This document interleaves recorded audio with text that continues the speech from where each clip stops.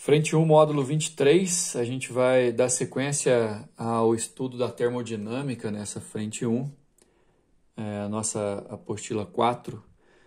Inicia-se agora o nosso bimestre 4 e espero que a gente consiga ver e, na verdade, rever alguns conceitos que foram vistos lá na frente 1 das primeiras apostilas, né? Desde a apostila 1, apostila 2, na apostila 3, mais precisamente, a gente viu o que é uma transformação isobárica, uma transformação isométrica, uma isotérmica, e isso contribui para o que a gente tem para hoje. A gente viu também que a primeira lei da termodinâmica ela trabalha com uma ideia da conservação da energia de um sistema gasoso, né?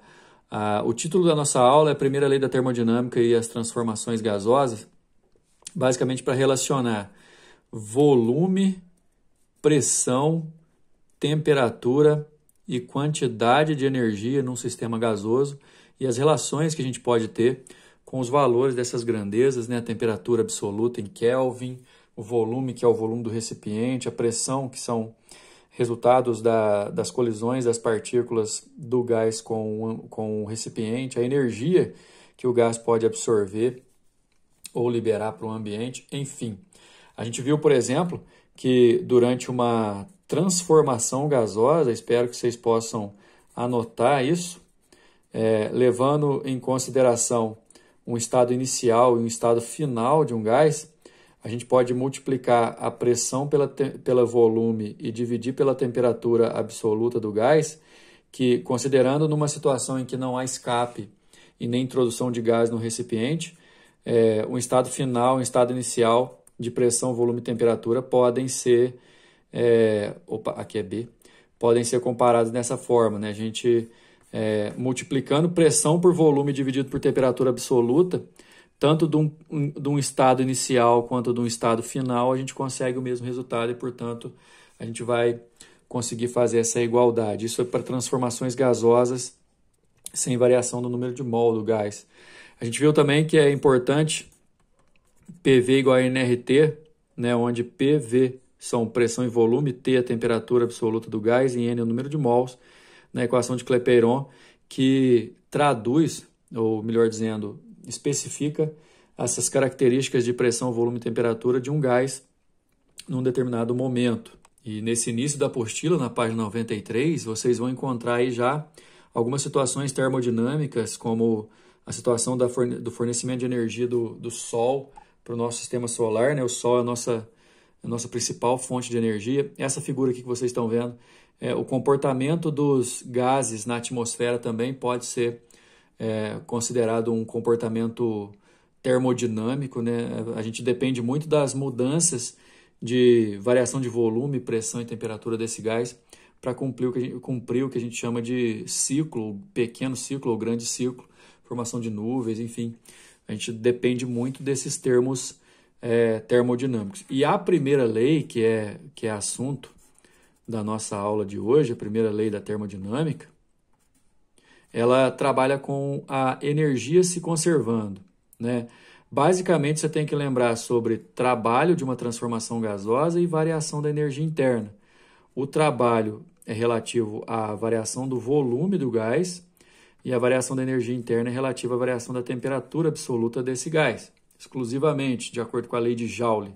Mas a primeira lei da termodinâmica fala que a variação da energia interna de um gás num processo de absorção ou de liberação de energia, ela vai depender do trabalho que esse gás realiza para poder ver qual que é a quantidade de energia que vai sobrar para variar a energia interna. Traduzindo matematicamente, qualquer energia envolvida num processo termodinâmico, um processo gasoso, vai ser traduzida em trabalho, né, para variar o volume, e ou ΔU, que representa a variação da energia interna, para variar a pressão. Então, a gente vai ter que estudar nessa aula quais são as consequências de você ver uma transformação onde o volume é constante, onde a temperatura é constante. Enfim, a gente vai analisar a primeira lei da termodinâmica à luz das transformações gasosas. A apostila de vocês é muito rica em termos de ilustração e traz assim, muitas aplicações, melhor dizendo, da termodinâmica dos gases.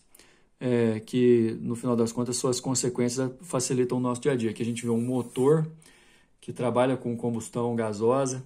Aqui a gente vê uma geladeira, um freezer, que trabalha com uma inversão no sentido natural do calor, justamente por conta de transformações gasosas. Nessa mesma página, a gente vê também um motor de combustão com os seus tempos especificados, admissão, compressão, combustão e escape. A gente vê também uma representação clássica de uma máquina a vapor, que é uma locomotiva daquelas antigas, né, a famosa Maré-Fumaça, na qual o vapor da água entra pressurizado por conta do ganho de energia da caldeira e faz com que o movimento desse pistão aqui, além de expulsar o gás despressurizado para poder voltar, iniciar um novo ciclo, esse vai e vem do pistão provoca o movimento das rodas e, consequentemente, o deslocamento da locomotiva. Bom, e como eu estava dizendo anteriormente, o que vai mandar no nosso estudo é você entender a conservação da energia à luz da primeira lei da termodinâmica, né? É isso aqui que eu havia dito, ó. Quantidade Q de energia, que pode ser em caloria ou joule, é traduzida em trabalho mais variação da energia interna do gás. Bom, é assim que vocês estiverem com o material em mãos, eu recomendo muito a leitura, principalmente a observação dessas figuras que esse módulo traz. Lá na página 95, por exemplo, tem uma representação do comportamento das massas de ar na atmosfera, no mundo, né, em relação às correntes frias e correntes quentes, zonas de refluxo, principalmente da questão de água também, né, as correntes de convecção dos oceanos e também a formação dos continentes em relação ao magma. Enfim, é uma leitura extra bem interessante. Agora, em termos da aula, lá na página 97, vocês vão encontrar um apanhado, vou até afastar a câmera aqui para vocês verem, olha só. É um apanhado geral daquilo que a gente viu lá anteriormente e a gente pode fazer uma revisão aqui, item por item, né? As transformações gasosas, por exemplo, elas implicam você comparar uma situação inicial do gás com uma pressão, volume e uma temperatura iniciais para, de uma transformação gasosa, ser levado o gás a um estado final, no qual a pressão e o volume e a temperatura eventualmente podem ter mudado. A equação geral, né, a lei geral dos gases, ela norteia matematicamente o que a gente precisa relacionar enquanto valores, né, de pressões inicial e final, volumes inicial e final, temperatura absoluta inicial e final. Lembrando que a transformação isotérmica tem temperatura constante, você pode cortar. A isobárica tem pressão constante, você pode cortar a pressão. Volume constante na isovolumétrica, você pode cortar o volume. Enfim, você vai ter várias transformações específicas para poder analisar. Uma outra coisa bastante específica você vai encontrar aqui também, ó, que é o cálculo da variação da energia interna, que, de acordo com a lei de Joule, variação da energia interna só depende da variação da temperatura absoluta. E aqui, centralmente falando, né, a ideia central da nossa aula é que toda energia recebida ou trocada, vamos dizer assim, por um sistema gasoso vai ser traduzida em variação de energia interna e utilização de trabalho. Lembrando que trabalho depende de variação de volume. Trabalho esse que pode ser calculado pela área abaixo do gráfico de uma transformação, quando o gráfico é pressão versus volume. O trabalho é relacionado com a variação do volume, né? Se há variação do volume, é porque há trabalho. Agora, a gente vai trabalhar com quantidades, tanto nesse módulo quanto no outro. E essas quantidades vão depender muito de que tipo de transformação que está acontecendo. Portanto, pessoal, algumas definições, algumas expressões e termos vão ser muito importantes para a gente poder entender e interpretar os exercícios e responder corretamente. Eu recomendo, por exemplo, se você não tiver com o seu material ainda, fazer a anotação, pega o caderno, né, anota certinho aí para você poder trabalhar a parte da memória escrita para te ajudar a entender. Algumas palavras fazem bastante sentido, outras vocês já usam bastante, então eu acho que aqui não vai ter problema não. Por exemplo, endotérmico e exotérmico, para diferenciar um processo no qual a energia entra no endotérmico ou o sistema libera a energia no processo exotérmico.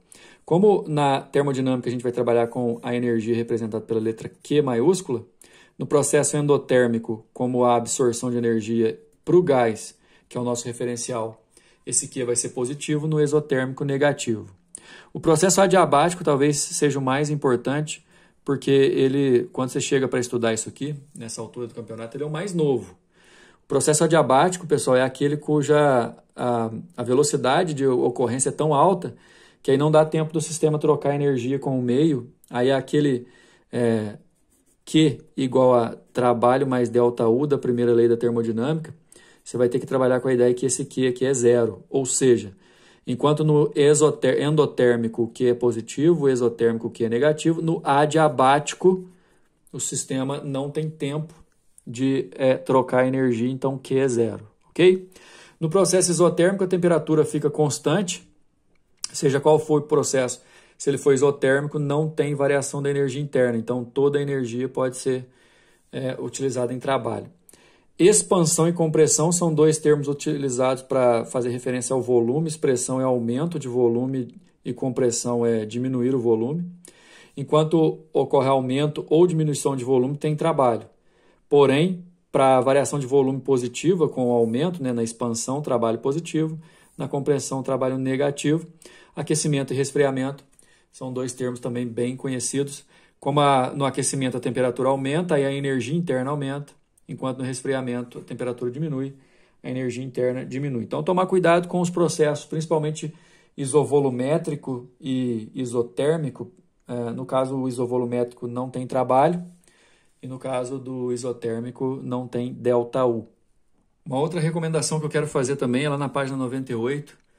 Eu sei que provavelmente vocês não estão com material a hora que ver esse vídeo, mas assim que pegar, pessoal, página 98, eu vou até levantar a câmera aqui para poder mostrar para vocês. Ó, tem uma tabela grande e bem detalhada com as leis e gráficos de cada transformação. Olha só aqui, ó, transformação isobárica, isotérmica, isométrica, adiabática e as consequentes características e determinação em relação à primeira lei da termodinâmica. Destaque aqui para a transformação adiabática, na qual a quantidade de energia do gás é zero. E aí você vai lembrar da Q igual a trabalho mais ΔU. Se na adiabática esse Q igual a zero, você vai ter a seguinte certeza, que o trabalho e o ΔU são iguais, porém de sinais contrários. O que significa o seguinte, que se o gás na adiabática ele aumenta o volume, ele diminui a temperatura. Quando você sopra a sua mão aí, o gás passa rapidinho pelo pequeno orifício que você faz na sua boca, ele expande muito rápido, não dá tempo de trocar energia, então ele tem que usar a energia interna dele próprio para poder realizar o trabalho de expansão para ocupar todo o volume que lhe é oferecido, então ele esfria. Então não esquece, na adiabática, quando expande, esfria, e quando esquenta, ele contrai. E também, quando você tiver com a apostila em mãos, você vai ter a oportunidade de dar uma geral aí, e você vai ter todas as conclusões importantes a respeito de cada situação.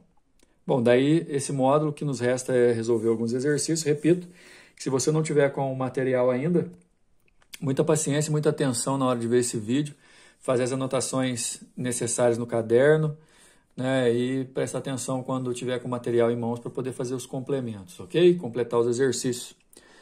Número 1, o estudo da calorimetria e das leis da termodinâmica nos dá explicações para vários fenômenos encontrados na natureza. Considere o seguinte texto que apresenta a explicação do ponto de vista dessas áreas da física para a formação das nuvens. Nós vamos ter que completar aqui, viu, pessoal? Quando uma porção de ar aquecido sobe contendo água, que acabou de... Essa água do ar aquecido, ela acabou de sofrer aquela mudança lenta do estado líquido para o sólido.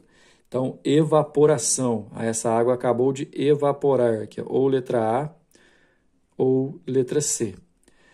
Passa a estar submetida a uma pressão cada vez... Enquanto sobe na atmosfera, pessoal, a pressão fica cada vez menor, porque a quantidade de gás acima do ponto fica também cada vez menor. Então, a resposta para nós já é a letra A, já fica definido por aí. A rápida variação na pressão provoca uma rápida expansão do ar junto com a redução de sua temperatura. Porque aí, quando ele fala que é rápida variação de volume, é porque ele quer dizer que é uma transformação adiabática. Esse rápido é porque não dá tempo de trocar energia com o meio. Aí, como eu disse, o Q é igual a zero, e aí trabalho e energia são iguais em módulo, só que a variação da energia tem um sinal contrário. Então, se o vapor d'água expande rapidamente, ele esfria. Essa rápida expansão é considerada adiabática, isso é, sem troca de calor com a vizinhança, porque ocorre muito rapidamente. O gás em expansão, ele vai liberar energia, né? Ele perde energia interna ao se expandir. E, na verdade, esse termo perde aqui não estou muito de acordo. Ele converte essa energia interna em trabalho para poder expandir, por isso que ele esfria. Enfim, nossa resposta é a letra A. Número 2, considerando-se duas expansões gasosas ideais, uma isobárica.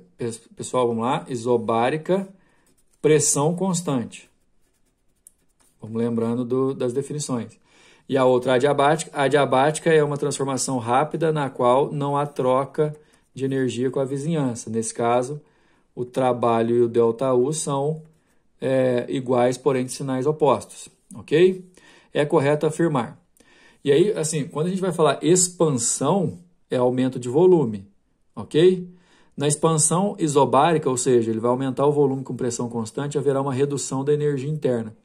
É o seguinte, se ele expande na isobárica, ele também esquenta, então não reduz a energia interna. Então, aqui está errado. Letra B, na expansão adiabática, na expansão o trabalho é positivo, aí o ΔU vai ser sinal trocado na adiabática. Aí o gás esfria. Volume e temperatura sofrem redução. Bom, temperatura esfria mesmo, mas expansão, galera, o volume não sofre redução, né? Então, a letra B está falsa. Em ambas as expansões, a temperatura sofre aumento. Não, na expansão adiabática, o gás esfria. Letra D, então ambas aqui está errado, né? Na expansão adiabática, não há troca de calor e a energia interna do gás sofre redução. Isso é perfeito. Todo gás que na adiabática expande, ele esfria. Letra D. O número 3 traz uma imagem aí bastante conhecida, né? O Monte Fuji. O topo da montanha é gelado porque o ar quente da base na montanha, em regiões baixas, vai esfriando à medida que sobe. Ao subir, o ar quente fica sujeito a pressões menores, o que leva a se expandir rapidamente. Opa, de novo, ó. Expande rapidamente a adiabática. Se ele expande a adiabática, expande e esfria. E em seguida, se resfriar, tornando-se a atmosfera no topo mais fria que a base. Além disso, o principal aquecedor da atmosfera é a própria superfície da Terra. Porque aí a superfície da Terra esquenta, pessoal, o ar quente em volta da superfície sobe, aquecendo o restante, né? Ao absorver energia rapidamente emitida pelo Sol, ela esquenta e emite ondas eletromagnéticas aquecendo o ar ao seu redor. Os raios solares que atingem as regiões altas das montanhas incidem em superfície que absorvem quantidades menores de radiação, por serem inclinadas em comparação com as superfícies horizontais das regiões baixas. Se a energia do Sol, quanto mais perpendicular, vamos dizer assim, mais energia se absorve, né? Em grandes altitudes, a quantidade de energia absorvida não é o suficiente para aquecer o ar ao seu redor. Tudo isso está falando para poder justificar o apelido que essa montanha, o Monte Fuji, recebe como montanha do gelo eterno, né? Segundo o texto e conhecimentos de física, o topo da montanha é mais frio que a base devido... Está tudo explicado aqui, né? Na verdade, essa expansão, o ar sobe e expande muito rapidamente. Ao se expandir rapidamente, ele tem que usar a energia interna como seu, entre aspas, combustível para realizar trabalho de expansão, aí ele esfria. Então, a letra A está falando que a expansão adiabática é sofrida pelo ar quando sobe e ao fato de o ar ser um bom condutor de calor. Bom, olha só, perfeito o começo, ó, né? Esse resfriamento é devido à expansão adiabática sofrida pelo ar quando ele sobe. Porém, quando ele fala que o ar é bom condutor de calor, ele erra. Ar é isolante, né? A letra B diz que a expansão é devido à expansão adiabática sofrida pelo ar que sobe, até aí beleza, e a pouca radiação recebida da superfície montanhosa próxima a ele. É aquela questão da inclinação da radiação, né? A nossa resposta é a letra B, está tudo aqui no texto. Número 4, a elevação da temperatura das águas de rios, lagos, mares diminui a solubilidade do oxigênio, pondo um risco em diversas formas de vida aquática que dependem desse gás. Se essa elevação de temperatura acontece por meios artificiais, dizemos que existe poluição térmica. As usinas nucleares, pela própria natureza do processo de geração de energia, podem causar esse tipo de poluição. Na verdade, porque usa a água do mar, pessoal, ou do lago ali perto da usina, para poder resfriar as caldeiras que produzem o calor necessário para o vapor da água movimentar as turbinas. E essa água, quando resfria as caldeiras, essa água sai mais quente que o normal e ela é devolvida de onde ela foi tirada, para o lago, para o rio. Que parte do ciclo de geração de energia nas usinas nucleares está associada a esse tipo de poluição. Como eu tinha dito, que é o seguinte, você precisa resfriar o sistema para o vapor da água que foi produzido se tornar água de novo para ele ser aquecido novamente, né? Então, a energia que a água recebe e acaba aquecendo mais do que o normal e prejudicando ali o sistema, inclusive aumenta o pH da água, né? Diminui o pH da água, aumentando a acidez, mas o problema da questão aqui envolvendo a solubilidade do oxigênio, que é menor quanto maior for a temperatura. O aquecimento dessa água é porque ela recebe calor no final do processo para poder condensar o vapor da água para ele se transformar em água líquida de novo para poder iniciar o processo. Então, a resposta nossa é letra B, ok?